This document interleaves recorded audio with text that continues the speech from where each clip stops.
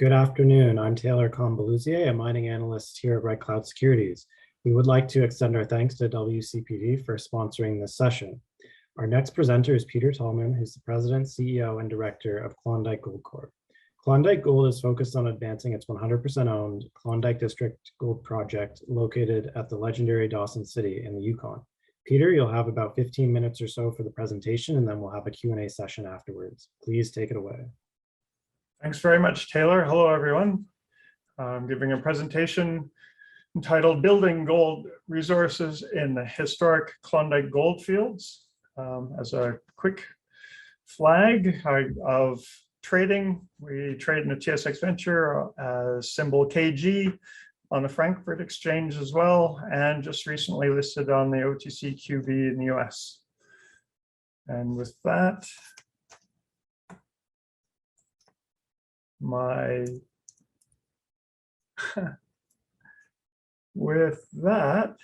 there we go, I guess. The investment story for Klondike Gold and why you would want to own Klondike Gold now. As a bit of background, there's been 20 million ounces mined from creek gravels in the Klondike district over the last 125 years. No bedrock source has been identified for derivation of that gold until now. From 2015 to 2021, Klondike Gold iteration where I'm the CEO, we've made two significant gold discoveries in bedrock, the Lone Star Zone and the Standard Zone, which I'm about to show you. From that 7-year exploration period, we are in the process right now of producing a geology 43101 geology technical report, which describes the bedrock geology for the first time, incorporates thrust faults that have been mapped for the first time, and links it to the orogenic gold deposits model, predictive model, which is what we're dealing with in the Klondike. The publication of that technical report is expected by me by the end of this month. SRK are producing it. From that report, we will piggyback on top of that a maiden mineral resource on the Lone Star Zone, which hopefully will be produced by the end of June of this year. So we have two important reports coming by midsummer this year. Both of them would be milestones. No one has ever produced a technical report in the modern era of the description of the geology of the Klondike district, and no one until now has ever found a mineral resource in bedrock in the 125-year history of the Klondike. In addition, it's going to be a very, very busy year for us. We got another 8,000 meters of drilling, which will be used to expand the two mineral resource areas that we're developing, Lone Star and Standard, as well as testing new targets that we think show significant potential, and I'm about to go into that. In the fall of this year, subject to getting our maiden mineral resource published, we expect to begin a preliminary economic assessment. We know that that will require additional metallurgical work. So far, the metallurgy has been really good. And whether we get that out by the end of 2022 or into 2023, we don't have a timeline on that, but that is another important milestone.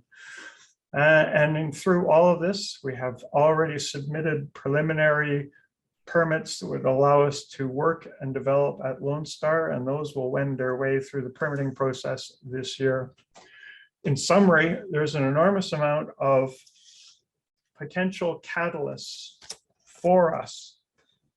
Taken collectively, we view 2022 as a potential significant way to, or a way to potentially significantly re-rate the value of the company upwards as we begin to monetize gold resources and make that transition from an explorer towards a developer. As a quick overview, basically, I'm here sitting in Vancouver. We're based in Vancouver. We have one project only. We have 586 square kilometers, which is our Klondike District Gold Project in Yukon. It's 100% owned, and There are very few royalties on patches of it. We own it in entirety. The Klondike District Gold Project is a resource stage project in one of the top mining jurisdictions in the world, the Yukon. And the target is orogenic gold associated with district scale faults within the 55-kilometer length of the Placer Goldfields district. We have, in the last several years, identified multi-kilometer gold mineralization on several zones and numerous other targets. And as I said, have a maiden mineral resource coming in the near future. Common shares of Klondike Gold, 145 million. We trade currently at 18 cents and have a market cap of $26 million with about $4 million in cash. That values this project at $22 million. And considering we're on the verge of a maiden mineral resource, I think there's an enormous potential for a re-rate upwards. Share distribution. Insiders own a significant part of the company. I personally own 5% of it. The other directors and officers own another 6. Key investors, approximately 10. Frank Justra is just under 14% personally. And Eric Sprott has recently transferred his ownership personally into his own foundation, but still retains ownership and distributed to the public. About 55% of the shares are publicly held at this time. Quickly on our management and directors, the summary is that we have the experience from soup to nuts, as you will. We've got exploration leadership that has explored, made discoveries. People have developed the discoveries into mines, and we have a great corporate finance background as well, all on the board with officers and directors. It's of enormous benefit because we have access to great technical knowledge, and we do not lack for access to capital either. We're operating within a world-class mining district. The Tintina Gold Province is a prolific belt within the world and within the Yukon. In our local area, the 3 orogenic gold deposits in our neighborhood are the nearest deposits. You know, Kaminak is now owned by Gold Corp. That's Coffee deposit, which is 130 kilometers due south of us. The white gold deposit, originally found by Underworld, is also orogenic. And then the more famous one, Pogo, that Northern Star own just across the border in Alaska. Those 3 orogenic gold deposits are directly comparable to the Klondike district in geology and age of mineralization, and they're all orogenic gold model deposits.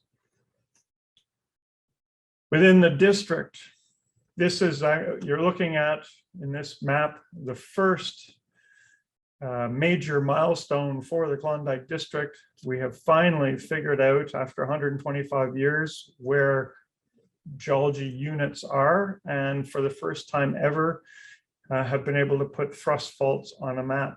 And that in its own right is a huge step forward in terms of understanding the distribution of gold, where it is, and where we can find more of it within the district. This map covers, well, our 586 square kilometers are shot through with a series of major crustal structures. And it finally goes towards explaining why the gold is in the 18 producing placer creeks that are produced at 20 million ounces of gold. Basically, if we go within then and look where these thrusts cross the placer creeks, there's always gold enrichment. And these are the sources of gold in the Klondike, finally explained after 125 years. Since we started in 2015 to 2021, we've made a whole series of discoveries. This is basically a resume of our work. Considering that the prevailing opinion when we began was all the gold, the 20 million ounces, had been eroded from bedrock and there was none left. Why would you look there? The first 19 holes that we drilled in 2015, 14 of them hit visible gold. We made 2 separate discoveries. The first 76 grams over 2.8 meters is at Gay Gulch, and we have follow-up work, phase 4 drilling in 2022, or 2021, which is about to be released next week. We'll have some follow-up holes from that. And then the main one that we made, the discovery hole, the standard zone, which is the first one we drilled, and that hit 5.3 grams over 7.6 meters. In 2016, we drilled a hole in the Lone Star zone, which was the discovery zone there, 2.4 grams over 37 meters. Jumping ahead, in every single year, we've had follow-up drill holes. We've expanded zones of mineralization as we've explored. There has not been any failures. All of this has been successful exploration through the 7 years we've worked. In 2019, I'm going to highlight one hole which has 2 separate intersections in it. The 9.5 grams over 9 meters was the typical standard zone intersection. It's the best one in the standard zone so far. Underneath that, about 50 meters vertical depth, is 1,000 grams gold over and 1,000 grams silver over a meter. We believe that's in a cross structure, and we are still pursuing that, but it highlights the high grade potential in here. And I'm going to say now that all the gold in the Klondike, no matter where it is and in what form, it's all visible and macroscopic and easily recovered, as it has been over the past 125 years with a sluice plant. We can see all the gold. And so what does that resume of discovery look like when it's translated into the map? The Lone Star trend itself is 5 kilometers long, comprised of drilling, gold and outcrop and soils with gold mineralization all along it. We've only explored and drilled a fraction of that. The standard zone, the same thing. There's 5 kilometers in outcrop of drilled outcrop gold and soils. And then on the bottom, the 75 grams over 2.8 meters along El Dorado Creek, that's where Gay Gulch is. It's another trend. It's covered by the El Dorado Creek placer mining, and so it's harder to document, but we think it has equal potential. All 3 of these zones have multi-million ounce potential. We are going to release a maiden resource only on the part of the Lone Star trend that you see, where most of those black dots are representing drill holes. We have lots of exploration to do on that, as I'll show you in a minute. As a different view of this, you're looking at a mineralization model of all 3 zones in one map. The Lone Star zone is at a ridge crest, and it's shedding downhill towards Bonanza Creek on the left. The Lone Star zone is the source of the Bonanza Creek 3 million ounces of placer gold that have been mined from that segment of creek that you see on the map. The standard zone, which is much less drilled by us, but has equal potential and is probably continuous all the way along there, is the source of the El Dorado Creek placer. And there's been 4 million ounces of gold mined as placer from El Dorado Creek. The standard zone is the source of that gold. In all, you see the grades and the soils, broad mineralization. We have lots of work to expand all those zones. This is what it looks like from a geologic perspective. The soils are plotted, particularly on the Lone Star zone, with the underlying thrust that we just really documented in 2021. And we think that the Lone Star zone extends 500 to 700 meters down dip and down slope along at the slope of the hillside.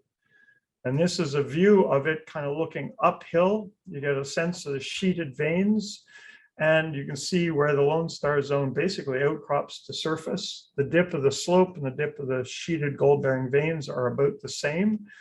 And it proceeds, basically it's Lone Star zone is open in every direction.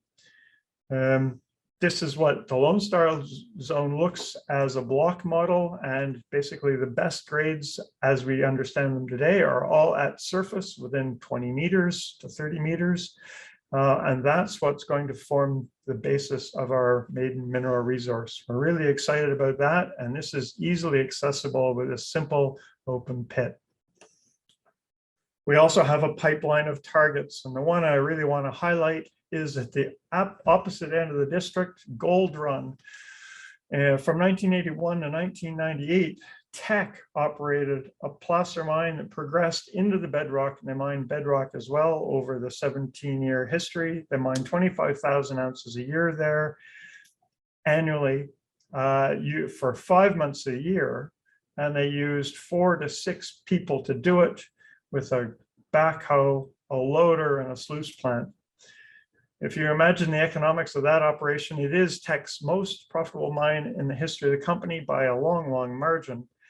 And looking at the economics of how they did that, we're applying that to Lone Star, and we think that with the mineral resource at Lone Star, the PEA that would follow it would look a lot like the economics that Teck had at Gold Run. We also are going to drill Gold Run right adjacent to the end of their pit, because that is a thrust, it's mineralized, and we think there's great potential at Gold Run continuing. And in all of this, we're on infrastructure, we're on paved highways, there's an airport, we're on the electric grid, the government maintains all the dirt roads within the property. We have skilled labor, and basically this is a huge infrastructure, again, translating in a PEA into something that we think will really have compelling economics. And so basically this has been overlooked for 125 years. There's multiple zones of multi-kilometer mineralization. We've only begun working. We're going to have a maiden mineral resource coming hopefully by mid-year. And at that point, I think we begin to transition from an explorer to a developer, and that should certainly re-rate our share price. With that, I thank you for your attention. I thank you for investing, and I'll turn it back over to Taylor. Perfect. Thank you very much for that great presentation, Peter. So now we'll turn to the Q&A session. Just a reminder to viewers to submit your questions. So we've had some come in already. First up, just wondering if there'll be any metallurgical work done with the upcoming 43-101s. No, we haven't, and it won't be reported. We haven't done a sufficient amount to have it be more than an opinion, I suppose. So we have initial testing, and that testing has shown that we can get 90 to 92% recoveries from gravity testing only, but we need more we need more done. Right. Okay. Going into this year, what I guess what's the breakdown of the drilling, and how much is allocated to the kind of fresh targets on the property? There's 1,000, hopefully, and weather willing, 1,000 meters right off the bat goes to Gold Run to start. We drill 10 holes there. Then we would come and drill Lone Star, or sorry, either Lone Star or Standard, depending on what we get access to. It depends on the snowpack. Once we get results from Gold Run, which will hopefully be the first in, we'll go back and drill another 1,000 meters of follow-up there. And so really with 8,000 meters allocated, 2,000 is going to Gold Run as a target, and the 6,000 meters will be distributed between Lone Star Zone, Standard Zone, and Gay Gulch. And Gay Gulch, remembering we have phase 4 2021 drilling includes Gay Gulch. Those results are coming next week. And so there's things of interest in that we want to follow up. Right. Okay. We have a question here, if you're able to comment on, will the 43-101 resource be inferred or indicated or mixed? Or it can be. There's some of it is drilled to a density that would allow indicated. For this one, I don't really want that. I just want to show the milestone here really is there's gold in the bedrock. That's the shock. 125 years later, nobody's ever been able to prove that. So that's what we're going to do.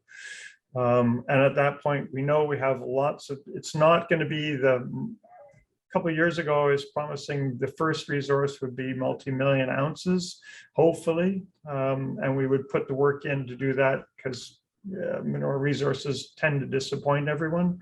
But it's been long enough, and there's been too many questions about, is there bedrock gold? Come on. And so this is what we're doing. We're getting it out. and we'll give the world a taste of what the gold looks like. And then if we can wrap that around a PEA and some economics, internally, they look really compelling. And I think you as investors will be pleased with that.